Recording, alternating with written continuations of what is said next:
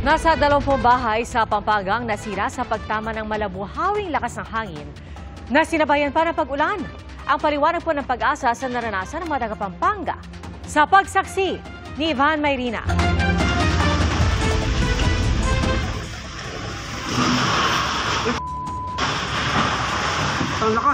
Mala super bagyon tumama sa Clark, Pampanga mag-aalas 5 kahapon. Halata nagulat ang kumukuha ng video. Sa lakas kasi ng hangin, nilipad ang bubong ng isang bahay. Isang puno ang nabuwal. Tinatakyan kami tulapyo! Ay, Diyos ko! Ako ko po niya na! Hindi po nangyari! Kuha naman yan alas 6:30 ng gabi sa barangay Kandating sa bayan ng Arayat. Oh, Diyos ko!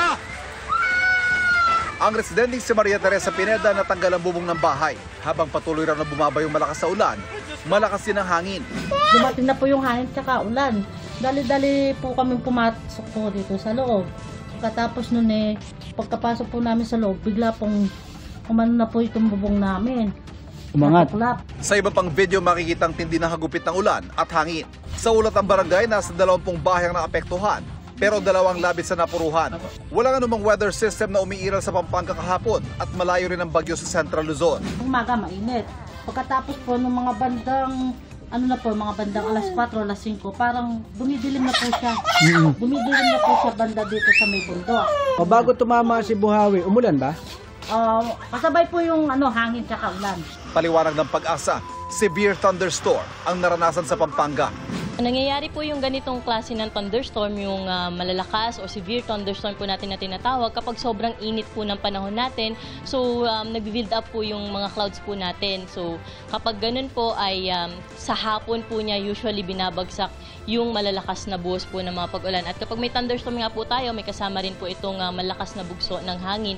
Ang ganitong malalakas na thunderstorm, posibleng maulit pa ayon sa Pag-asa, lalo't nasa transition o pagpapalit ng panahon mula sa habagat patungong amihan. At ang kasalukuyang iiral kapag ganito, ang easterlies o mainit na hangin galing sa dagat Pasipiko na may mas mataas na posibilidad na lumikha ng mga thunderstorm.